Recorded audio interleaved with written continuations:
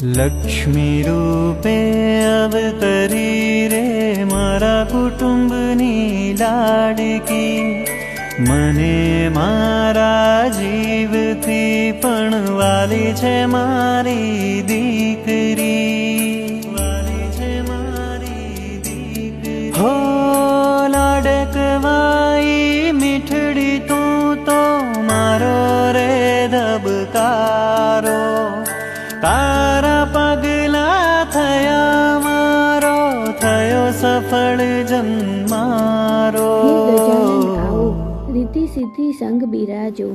હે વિધાતા, મારી દીકરીના ઉત્તમ લેખ લખવા પધારો. લેખ એવા તે લખજો કે મારી દીકરીનું જીવન સુવર્ણ અક્ષરથી લખાઈ જાય. અમારી લાડકવાઈના જીવનમાં કુળદેવી માં ખોડિયારમાંની સદાય કૃપા અને માથે હાથ લખજો. બજરંગદાસ બાપાના સદાય આશીર્વાદ લખજો. પિતા જયમીનભાઈ અને માતા ઝલકબેનના કાળજાના કટકાને કરોડો લોકોનું જીવન સાર્થક કરનાર લખજો. માતા પિતાની આ લાડકવાઈ દીકરીના જીવનમાં લક્ષ્મીજીનો સદાય સાથ અને વાણીમાં સરસ્વતીનો વાસ લખજો.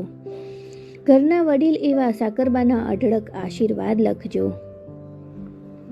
દાદા અશોકભાઈની લાડકીને અનેક પેઢીની પ્રેરણા લખજો.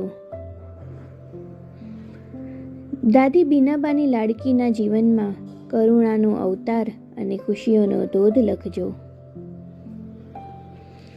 મોટા પપ્પા તુષારભાઈની વાલસોઈ દીકરીને ઉત્તમ, શ્રેષ્ઠ અને સંસ્કારી સંતાન લખજો.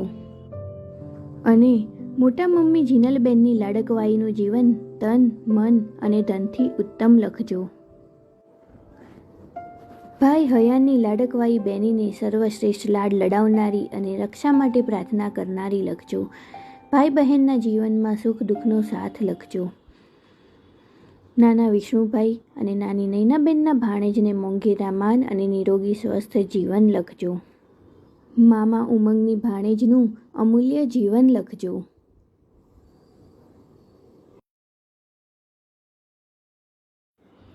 માસી મેઘાની ભાણીના જીવનમાં જ્ઞાનનો ભંડાર લખજો. અમારા પરિવારમાં પધારેલી લક્ષ્મી સ્વરૂપા દીકરીના જીવનમાં સદાય સુખ, સમૃદ્ધિ અને ચાહતનો વાસ લખજો. દીકરીનું જીવન ત્રણેય કુળ ઉજાગર કરનાર લખજો. હે વિધાતામાં પ્રેમ અને કરુણા લખજો. અમારી વાહલ સોઈ દીકરી ત્રિશાને સુખ, શાંતિ અને સ્વાસ્થ્ય પ્રદાન કરજો. દીકરીનું દીર્ઘ આયુષ્ય લખજો.